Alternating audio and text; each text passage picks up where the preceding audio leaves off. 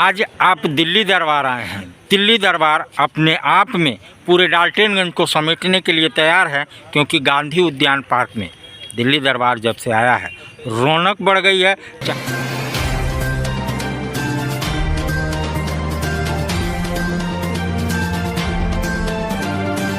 तो ये मुख्यमंत्री के द्वारा जॉब ऑफर लेटर, जैसा कि देख रहे हैं, हाथ में लेटर और चेहरे पे बच्चियों के मुस्कान, जैसा कि आप देख रहे हैं। तो ये मुख्यमंत्री के द्वारा जो जॉब ऑफर लेटर दिया गया है, स्वीकृति पत्र दिया गया है, उसका एक छोटा सा नमूना। जब 5130 ऑफर लेटर, जॉब स्वीकृति पत्र बच्चों के हाथों में होगा। आशीष भारद्वाज एक समाजसेवी और समाज के लिए हर समय सजग रहने वाली युवा इंसान, जिससे मैं बात करूंगा मुख्यमंत्री आगमन पे।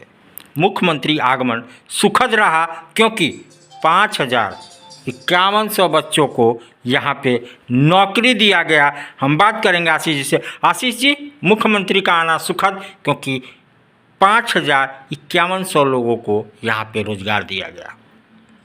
भैया, आप किसको सुखद कहते हैं मुझे तो पता नहीं। माननीय मुख्यमंत्री जी आए थे। मुख्यमंत्री जी के आते ही पलामू में आपातकाल लग जाता है।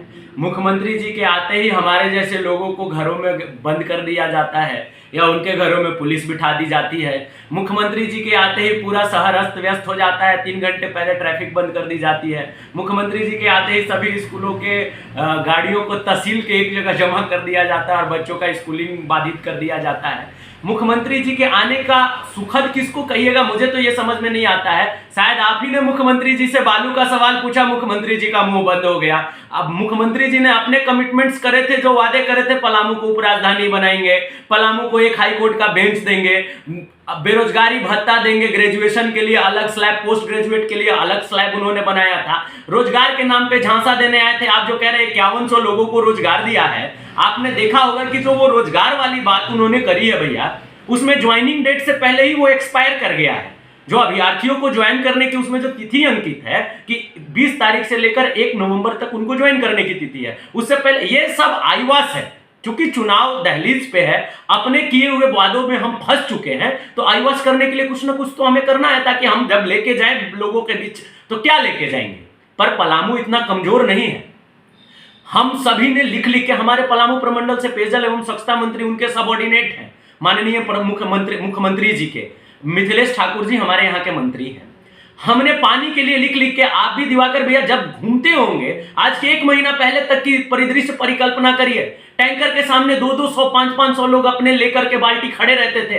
पलामू पूरा ड्राई जोन है। आप उस पे बोलने से आपकी जुबान लड़खड़ाती है, मुख्यमंत्री जी उस पे बोलना नहीं चाहते। पूरे पलामू की अर्थव्यवस्था को आपने चौपट कर दिया है। बालू आपने बंद कर रखी है, जिससे आपका छड़ सीमेंट का कारोबार बाधित है। हमारे जो रेजा कूली के जो काम करके अपना दिहाड़ी मजदूरी करके दिनचर्या चलाते थे, उनका कार्य बाधित है। आपका ट्रैक्टर लेकर के लोगों ने अपना ढुलाई का काम के लिए बहुत सारा पैसा इन्वेस्ट किया था, उनका कार्य बाधित है। आपने पूरी अर्थव्यवस्था, पूरा कंस्ट्रक्शन कोलैप्स कर रखा है आपने, और आप कहते हैं कि सुखद है। तो मुझे तो इस बात पर हंसी आती है कि उनका आना कैसे सुखद है। पलामू को जब भी आते हैं तो एक बुरा समाचार ही देकर के जाते हैं। आप जब सवाल पूछते हैं तो वो उस सवाल के लिए कहते हैं कि केंद्र से बात करिए, बालू के लिए केंद्र जिम्मेवार है। माननीय मुख्यमंत्री जी इसका जवाब क्यों नहीं देते हैं कि क्या बालू के लिए केंद्र सरकार जिम्मेवार है? अगर जिम्मेवार है तो वो खुल के कहें। जो 12 बजे रात में गढ़वा में बालू ढुलाई हो रही है, 12 बजे रात में जो पलामू में बालू ढुलाई हो रही है, और बालू का पैसा ऊपर से लेकर नीचे तक सारा कार के आला कमान को जा रहा है, क्या उसके लिए केंद्र जिम्मेवार है?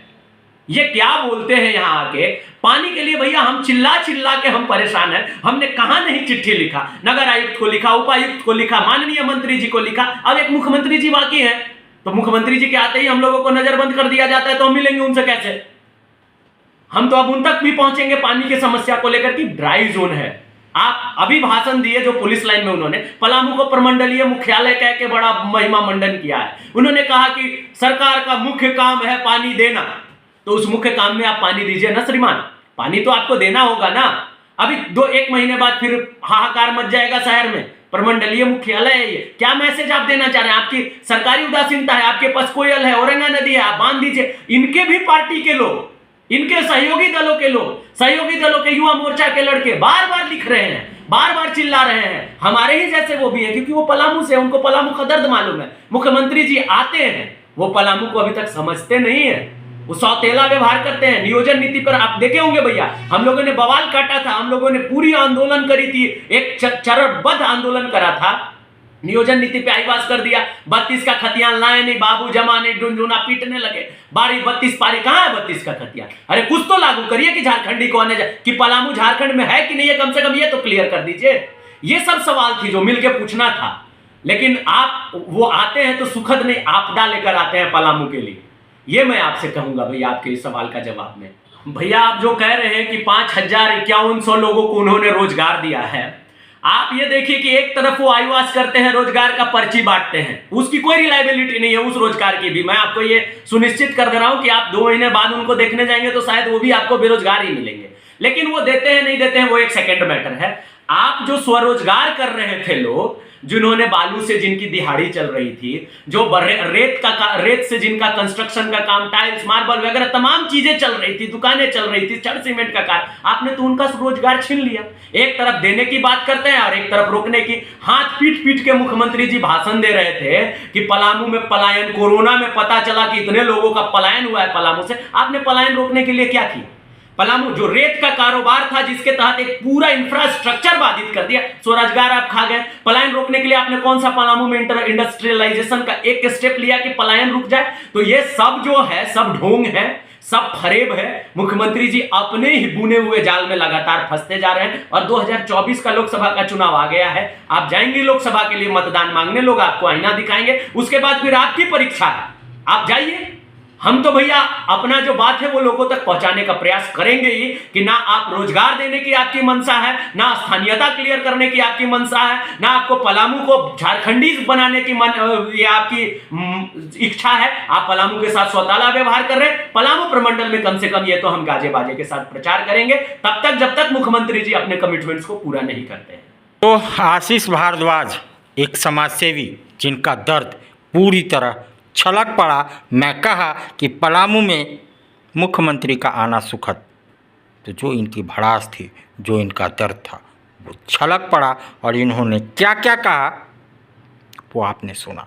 इस पे मैं टिप्पणी बिल्कुल नहीं करूँगा, क्योंकि पलामू में पानी और बेरोजगारी, पलायन चरम सीमा पे है और लोग उससे त्रस्त हैं। तो उसको सुखद नहीं, क्या कहेंगे आपकी भाषा में आप ही जानिए, जैसा कि आशीष जी ने पूरी तरह इसको निपुण कर दिया, समझा दिया।